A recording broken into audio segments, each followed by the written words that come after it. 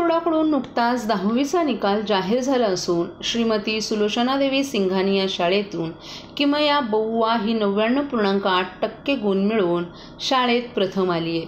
किमयाच्या यशाचा आम्हाला आनंद होत असल्याच्या भावना शाळा प्रशासनानं व्यक्त केल्यात. किमया ही 3 हात नाका येथे राहत असून तिचं शालेय शिक्षण श्रीमती सुलोचनादेवी सिंघानिया शाळेत पूर्ण झाले. तिने 10वीच्या परीक्षेत हे सुवर्ण यश मिळवले. किमयानं आपल्या यशाचं श्रेय शिक्षक आणि आपल्या पालकांना दिलं आहे. गणित हा आपला आवडता विषय असून त्यात आपण सर्वात चांगले गुण प्राप्त केल्याचं किमयानं सांगितलं.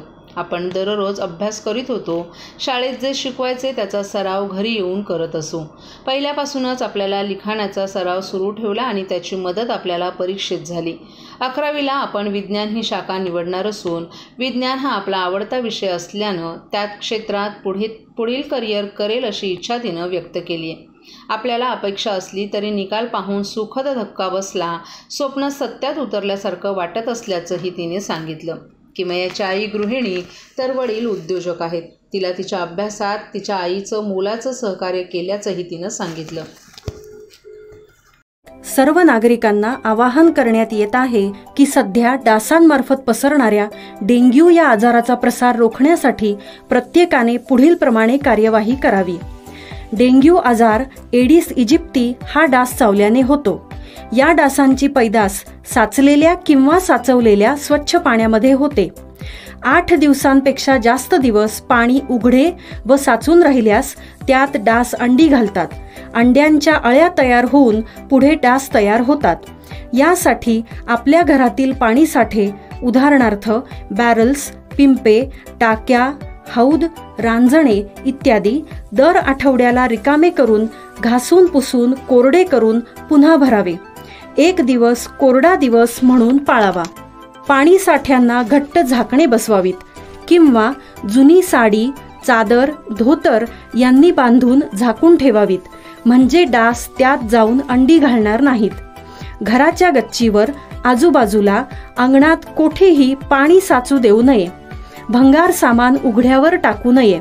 उदाहरणार्थ टायर्स, प्लास्टिक सामान, कुंड्या, टाकाऊ वस्तू इत्यादी. अशा सामानात पावसाचे पाणी साठून त्यात डेंग्यूच्या डासांची पैदास होते. घरातील कूलर्स, फ्रीजच्या पाठीमागील ट्रे हे देखील वेळोवेळी कोरडे करावेत. लक्षात ठेवा, नुसत्या फवारणीने डास घनता कमी होत नाही, तर त्यासाठी डास पैदास ठिकाणे नष्ट करणे ही आपल्या सर्वांची जबाबदारी आहे. कोणताही ताप अंगावर न काढता जवळच्या शासकीय रुग्णालयात मोफत औषधोपचार घ्या. अशा प्रकारे नागरिकांनी सहकार्य केल्यास डेंग्यूचा प्रसार रोखणे सहज शक्य आहे.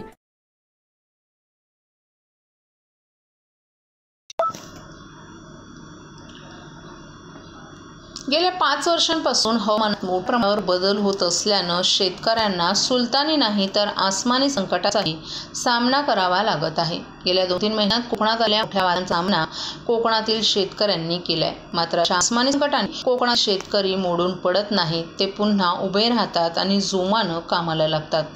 त्यामुळे आपल्याला कोकणच्या शेतकऱ्यांचं कौतुक वाटत असल्याचं प्रतिपादन प्रसिद्ध अभिनेते आणि नाम फाउंडेशनचे संस्थापक मकरंद अनारसपुरे यांनी केलं आहे. संस्कार संस्थेचे अध्यक्ष आणि आंबा महोत्सवाचे संयोजक आमदार संजय केळकर यांच्यासह मकरंद अनारसपुरे यांनी या महोत्सवास भेट दिली. त्यावेळी ते बोलत होते. महाराष्ट्र राज्य कृषी विभाग आणि कृषी पणन मंडळ पुरस्कृत संस्कार प्रतिष्ठान आणि कोकण विकास प्रतिष्ठानच्या वतीनं 1 ते 12 मे दरम्यान ठाण्यातील औद्योगिक मैदानात आंबा महोत्सवाचं आयोजन करण्यात आले. शेतमालाला हमीभाव मिळण्याची गरज आहेच. त्यासाठी शेतकऱ्यांनी सेंद्रिय पद्धतीनं पिकवलेलं धान्य, भाजीपाला, फळं थेट ग्राहकांना मिळावीत आणि त्यासाठी दलालाची फळी तोडून ग्राहक आणि शेतकरी यांच्यात हा पूल या महोत्सवाच्या माध्यमातून तयार होईल असा विश्वासही त्यांनी व्यक्त केलाय.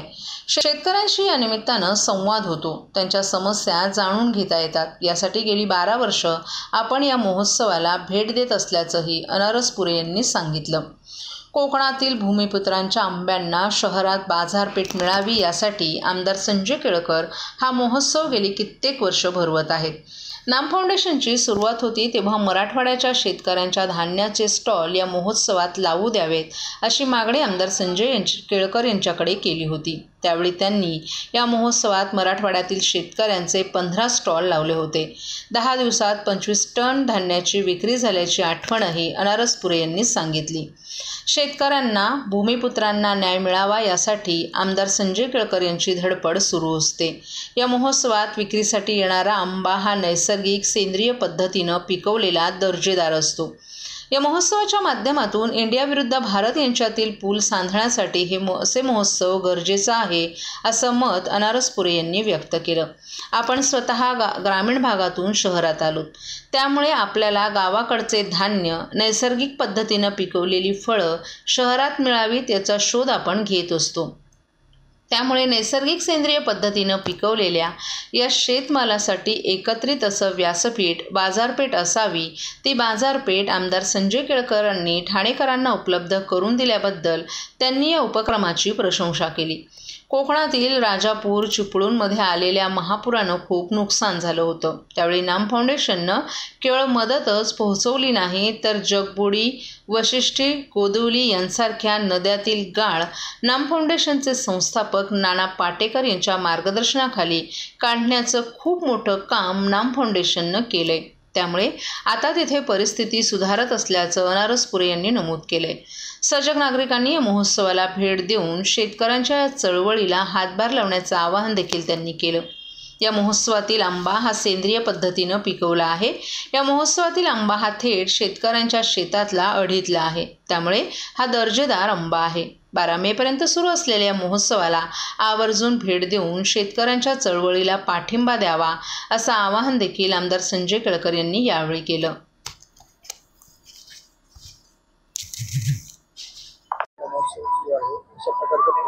आंबा महोत्सव या ठिकाणी 1 तारखेपासून सुरू झाला, 12 तारखेपर्यंत आहे.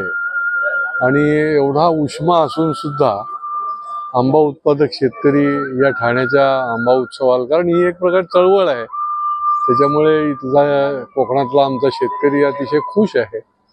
आणि काल तर गर्दीचा उच्चांक होता. 12 तारखेपर्यंत आहे. मी नागरिकांना आवाहन करेन की आपण अवश्य भेट द्या, या चळवळीला ताकद द्या, आमच्या शेतकऱ्यांना पाठबळ द्या आणि आंबा महोत्सवाला या निमित्ताने आपण अवश्य व्हिजिट करा, आंबा पण खरेदी करा आणि हा आंबा महोत्सवाची शेतकऱ्यांची देखील भेट घ्या. काय वेगळेपण असतं आपल्या आंबा महोत्सवात? खऱ्या अर्थाने शेतकरीच त्याचा आंबा घेऊन येतो आणि त्याच्यावर कुठली प्रक्रिया केलेली नसते. आणि त्याच्यामुळे असली आंबा जर चाखायचा असेल, खरा देवगडचा, खरा रत्नागिरीचा, मालवणचा, सावंतवाडीचा, की ज्याच्यावर कुठेही काही पावडर मारलेली नाही, थेट शेतातला अडीतला आंबा जो आहे तो जर चाखायचा असेल तर तो इथे या. म्हणजे तुम्हाला भाव पण शेतकऱ्याला देता येईल, रास्त भाव, आणि तुम्हाला दर्जेदार आंबा जो आहे तो निश्चितपणे मिळेल. काय आव्हान करायला ठाणेकर नागरिकांना? मी ठाणेकर नागरिकांना आव्हान करेन की अजून हा महोत्सव 12 मेपर्यंत चालू आहे. आपण अवश्य एकदा या ठिकाणी भेट द्या आणि आपल्याला निश्चितपणे कळेल. कारण की आता हे 17वं वर्ष आहे. या चळवळीची विश्वासार्हता एवढी मोठी आहे की ठाण्याच्या बाहेरचे लोकही याला आतुरतेने वाट बघत असतात की किती तारखेला सुरू होतोय. आणि तारीख पण आपली ठरलेली असते. त्याच्यामुळे आपण 12 तारखेपर्यंत असल्यामुळे अवश्य या ठिकाणी या आणि शेतकऱ्याला पाठबळ द्या.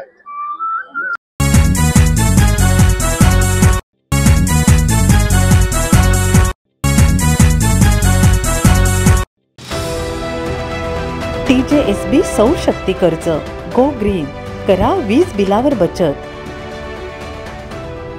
आकर्षक व्याजदर, 84 महिने परतफेड कालावधी, 80% लोन, व्यावसायिक आणि उद्योजकांकरता सुद्धा.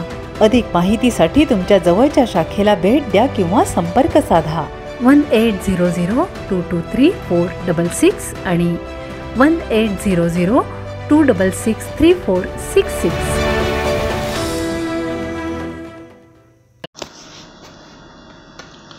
धोकादायक इमारत तोडताना बाजूला असलेल्या घरांचं आणि घरगुती कारखान्यातील गणेश आणि देवीच्या मूर्त्यांचं झालेलं नुकसान भरून न दिल्यास नाईलाजास्तव आमरण उपोषणाचा मार्ग अवलंबावा लागेल अशी कैफियत गेली काही महिने आपली पत्नी, मुलगी आणि मुलासह उघड्यावर राहणाऱ्या दिव्यातील सरलाई निवास येथे राहणाऱ्या विजय कवटकर यांनी मांडली आहे.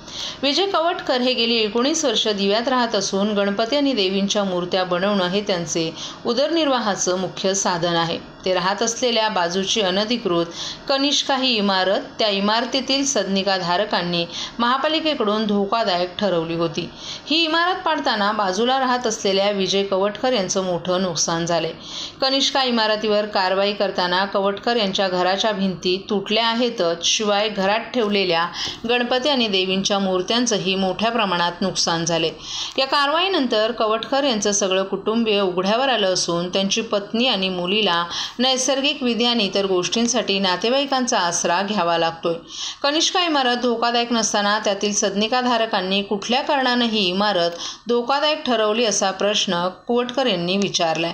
दिव्यातील एका बांधकाम व्यावसायिकाला कनिष्का इमारत आणि तिच्या आजूबाजूच्या जागेवर मिळून मोठी इमारत बांधायची आहे. त्या व्यावसायिकाला कवटकर राहत असलेली जागा हवी आहे. त्या संदर्भात कवटकर यांनी संबंधित बांधकाम व्यावसायिकाचं एकमत न झाल्यामुळे कनिष्का इमारत पाडताना जाणून बुजून आपल्या घराचं नुकसान करण्यात आल्याचा आरोप त्यांनी केला आहे. कवटकर यांनी महापालिका प्रशासनाकडे या प्रकरणी दाद मागितली असून न्याय न मिळाल्यास शेवटचा उपाय म्हणून संपूर्ण कुटुंबासह आमरण उपोषणाला बसणार असल्याचं कवटकर यांनी सांगितलं.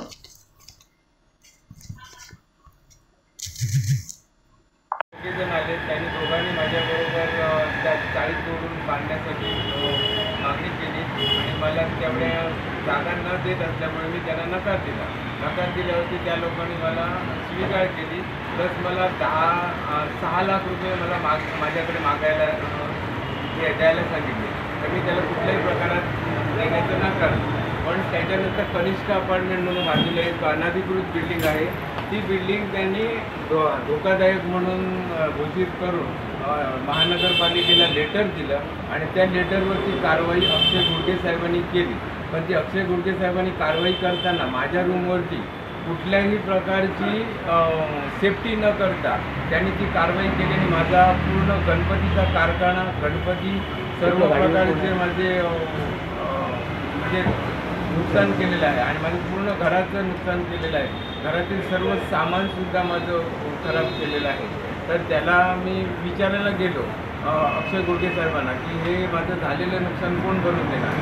तर त्यांनी मला सांगितलं फक्त 1 मिनिटात तुम्हाला काय मांडायचं ते मांडा आणि मला बोलायला सांगितलं. मी त्यांना बोललो की माझं झालेलं नुकसान जर तुम्ही जे आहे ते केव्हा देणार. तर त्याने मला न देण्याचं सांगितलं. फक्त मी तुम्हाला पत्रे देईन, याच्या व्यतिरिक्त कुठलंही नुकसान मी भरून देणार नाही. आणि आज ती बिल्डिंग बांधायसाठी दुसरे बिल्डर आहेत प्रदीप जसवाल, सुभाष गजरे, आकाश पिंगळे ह्या लोकांनी मला दमदाटी करून ती बिल्डिंग बाजूची बिल्डिंग म्युन्सिपाल्टीला तोडायला लावली आणि माझ्या घरावरती जबरदस्ती ते भिंतीचे सगळे तुकडे टाकून माझ्या कारखान्याचं पूर्णतः नुकसान केलेलं आहे. तेव्हा हे सर्व दाखवा जरा.